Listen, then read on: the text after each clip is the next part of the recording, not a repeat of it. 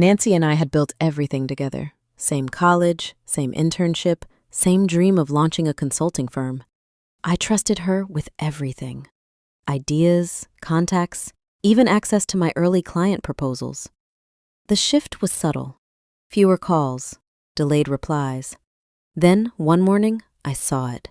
My entire strategy, rebranded, repackaged, announced under her name. Clients I had nurtured were suddenly hers. When I confronted her, she smiled calmly and said I was confused, even suggested I was under stress. I didn't argue, I didn't react, I disappeared. For months, I said nothing. I took a contract job in another city. Quietly, I rebuilt. More importantly, I documented. Old emails, shared files, timestamps, voice notes where she had asked for my drafts, even server logs showing access from her device. Piece by piece, I created a timeline she couldn't rewrite. Nancy grew louder in my absence.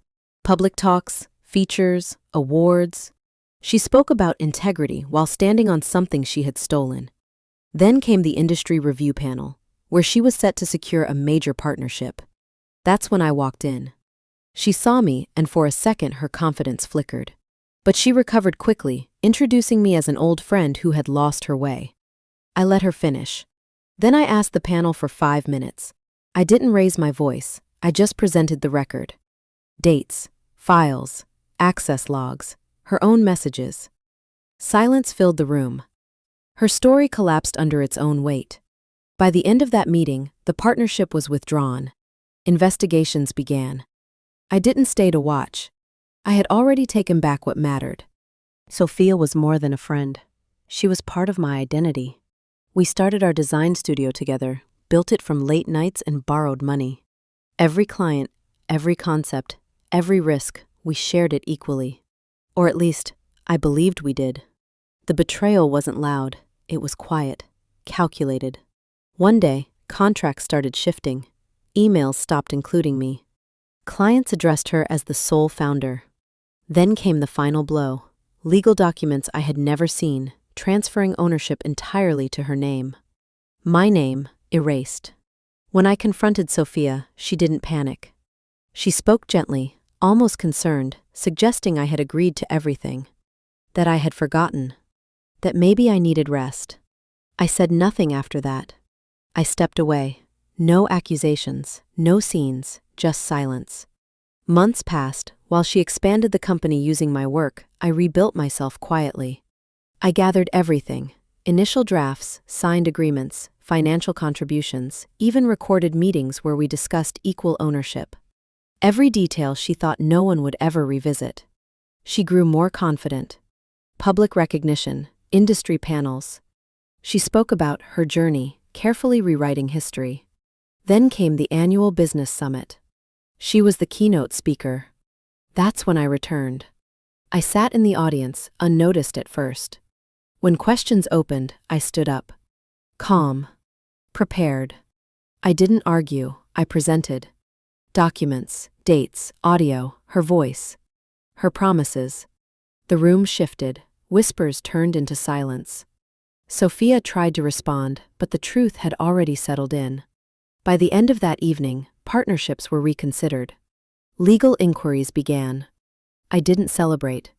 I simply walked away, this time with my name restored and my life fully my own again. Nancy and I had shared more than friendship.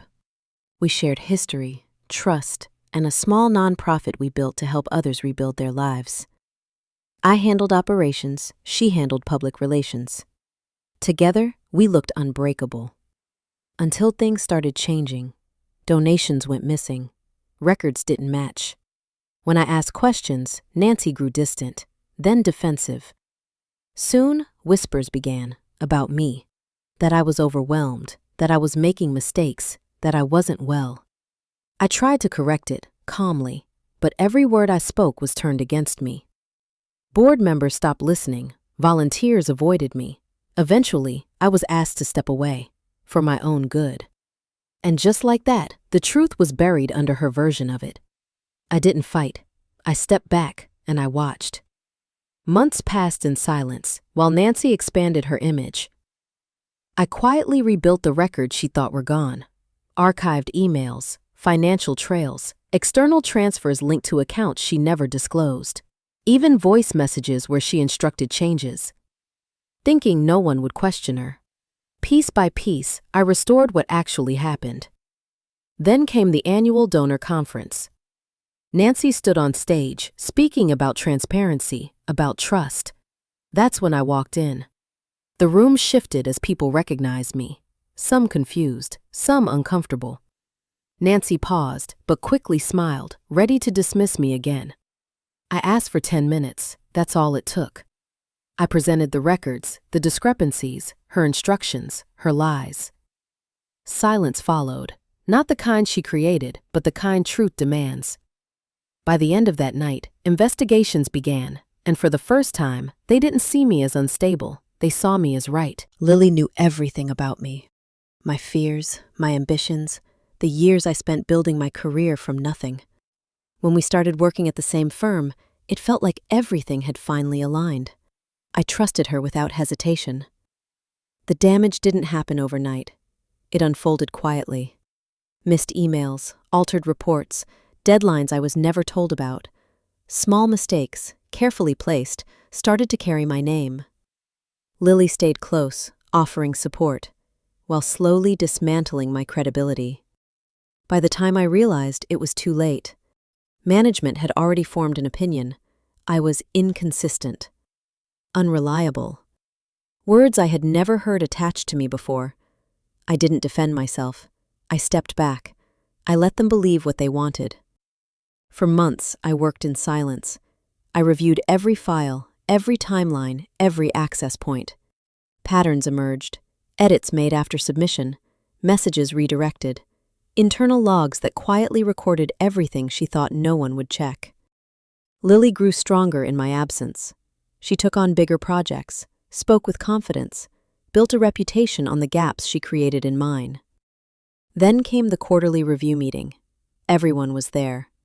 That's when I spoke, not emotionally, not defensively, just clearly. I presented the records, timestamps, version histories, internal logs showing when changes were made, and by whom. Her name appeared again and again. The room went still. Lily tried to explain, but there was nothing left to shape. The truth had already settled. By the end of that meeting, her projects were reassigned. An internal investigation began. I didn't stay for the outcome. I had already done what mattered. I rebuilt myself and let the truth finish the rest. Jennifer and I built our careers side by side. Same firm, same department, same long nights chasing opportunities that never came easily. I trusted her judgment, her advice, her loyalty. That trust became her advantage. It started with small shifts, credit quietly redirected, my ideas presented in meetings under her voice. When I questioned it, she would smile, calm, reassuring, telling me I was overthinking, that I should focus on getting stronger.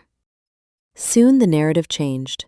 I was labeled difficult, emotional, unstable under pressure. And Jennifer, she became reliable, composed, essential. I didn't argue. I let it happen. I became quieter, less visible. Exactly what she believed I was. Weak, fading into the background. But I was watching. Every document I created. Every edit made after submission. Every access log tied to her credentials. I saved it, organized it, built a timeline she didn't know existed. Weeks turned into months. Jennifer grew confident in the silence she thought she had created. Then came the leadership review, her final step toward a major promotion. That's when I spoke. Not loudly, not emotionally, just clearly. I requested a moment and presented everything. Version histories, internal logs, side-by-side comparisons of my original work and her submissions. Even timestamps that placed her actions precisely where she thought no one would look. The room shifted. Jennifer's composure cracked, just for a second. It was enough. Questions followed. Then silence. By the end of that meeting, the promotion was halted. An internal audit was initiated. I didn't stay. I didn't need to. She thought I was invisible. But I was only waiting. For the moment truth could no longer be ignored. Scarlett was the one person I never questioned.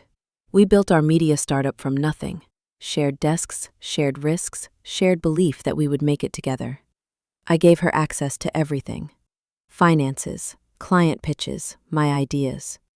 I didn't realize I was also giving her control. The shift was quiet. Meetings I wasn't invited to, decisions made without me. Then came the announcement. She was now the sole director. My name? Gone, as if it had never been there. When I confronted her, she didn't deny it. She reframed it, said I had stepped back, said I wasn't ready for leadership. And somehow, people believed her. Investors stopped returning my calls. Clients avoided me.